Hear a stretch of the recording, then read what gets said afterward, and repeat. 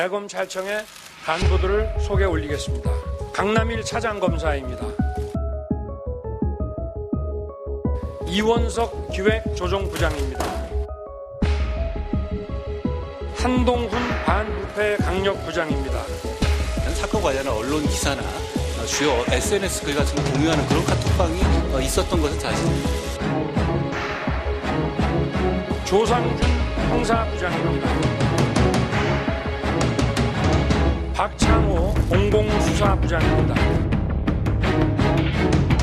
상당히 중요한 사건이죠.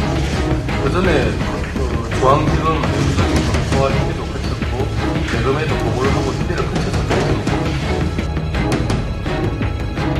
검찰 개혁을 위한 국민의 뜻과 국민의 대의 기관인 국회의 결정을 충실히 받들고 검찰 수사의 공정성에 대한 신뢰는 국민을 분열시키고 사회 전체의 불안을 가중시키고 있습니다. 법무부와 검찰은 국민의 신뢰를 되찾기 위해 이제 다시 시작해야 합니다. 문재인 대통령이 추미애 법무부 장관의 제청을 받아 전격적인 검찰 검사장급 인사를 단행했습니다. 32자리가 바뀌는 대규모 인사였는데요. 가장 큰 특징은 윤석열 사단을 화끈하게 갈아치운 겁니다. 특히 윤석열 검찰총장의 대검 참모들인 한동훈 반부패 강력부장, 이원석 기획조정부장, 조상준 형사부장 등을 지방고검 차장으로, 박찬호 공공수사부장을 제주지검장으로 자천성 전보 발령했습니다. 한동훈 부장과 박찬호 부장은 조국 일가 수사와 김기현 측근 비리 경찰 수사 관련 의혹 수사를 각각 지휘해온 윤 총장의 핵심 참모입니다. 검찰 2인자인 강남일 대검 차장도 대전 고검장으로 내려보냈는데요. 역시 자천이라는 평가가 나옵니다. 일선지검에서 조국 일가 의혹과 김기현 측근 수사 관련 의혹 수사를 현장 지휘해온 배성범 서울중앙지검장은 고검장인 법무연수원장으로 영전됐습니다. 그러나 이 역시 영전 형식을 빌린 실질적인 자천이 아니냐는 평가가 나왔습니다. 다만 유재수 감찰 무마 의혹 사건을 수사해온 조남관 서울 동부지검장은 검찰 인사와 예산을 총괄하는 핵심 요직인 법무부 검찰국장으로 발탁됐습니다. 이번 인사는 지난 7월 윤 총장과 가까운 특수통들을 대거 요직에 발탁 배치한 지 6개월 만에 이뤄진 겁니다. 그동안 윤석열 사단이 실행해온 업무에 대한 조기 평가를 내린 것이라고 봐야 할 겁니다. 추 장관과 문 대통령이 내린 결론은 무더기 F학점이었다 말할 수 있겠습니다. 사실 지난 6개월 사이 윤석열 검찰이 보여온 행태를 두고는 이중적이다, 편향적이다라는 지적이 많이 제기됐습니다. 조국 일가 수사는 무리한 기소와 과도한 먼지털이식 수사로 대통령의 인사권까지 침해했다는 비판이 나왔습니다. 그러고도 실제 조국 전 장관 기소 때는 이렇다 할 한 방을 내놓지 못했습니다. 온 나라를 뒤집어 놓고 무소불위의 검찰 권력을 총동원하고서도 권력형 비리라고 볼 만한 중대한 혐의는 밝혀내지 못했습니다. 최근까지 이어지고 있는 청와대 대상 수사를 두고도 검찰개혁 법안 처리 국면에서 검찰개혁을 주도하는 청와대에 대해 검찰이 조직적으로 표적 수사에 나선 것 아니냐는 지적이 일었습니다. 반대로 검찰개혁에 반대해온 자유한국당과 관련한 수사에선 적극적인 모습을 드러내지 않아 봐주기 논란 또한 커졌습니다. 이번 인사는 문 대통령이 지난 2일이었죠.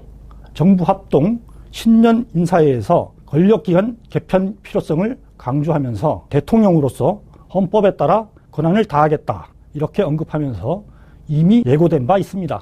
그에 앞서 지난해 12월 31일이었죠. 윤도한 청와대 국민소통수석은 이날 검찰의 조국 기소에 대해 태산명동의 서일필이었다. 대통령의 인사권을 흔든 수사였지만 결과는 너무나 옹색하다. 이렇게 비판했습니다. 청와대로선 검찰을 믿고 수사에 직접 개입하지 않은 채 기다려줬지만 수사 의도마저 의심하게 하는 결과를 내놨다는 지적을 한 겁니다.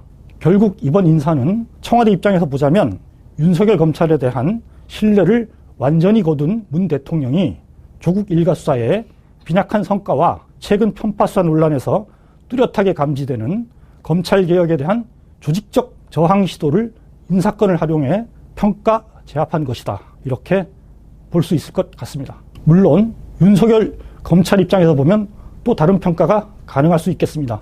살아있는 권력에 대한 수사를 위축시키기 위해 인사권을 남용한 것 아니냐, 이런 불만을 제기할 수 있을 겁니다. 또 법무부 장관이 총장의 의견을 듣는다는 절차를 충실히 밟지 않은 것은 문제라는 지적도 나옵니다. 윤석열 사단을 밀어내고 문 대통령의 대학 후배인 이성윤 검찰국장과 노무현 정부 청와대에서 특별감찰반장을 지낸 조남관 동부지검장 등을 서울중앙지검장, 검찰국장 등 요직에 앉힌 것은 검찰 장악을 위한 또 다른 코드 인사 아니냐는 주장도 제기됩니다. 하지만 인사권은 수사에 직접 개입하지 않으면서 강력한 권력기관인 검찰을 선출 권력이 평가하고 통제하는 유일한 수단입니다. 또 전격적인 인사권 행사는 대상 조직의 계획에 대한 저항은 통하지 않는다는 신호를 보낸 것으로도 볼 수 있습니다. 과거 김영삼 대통령도 군부 사조직 하나회를 전격 숙정함으로써 군부 저항을 무력화한 바 있습니다.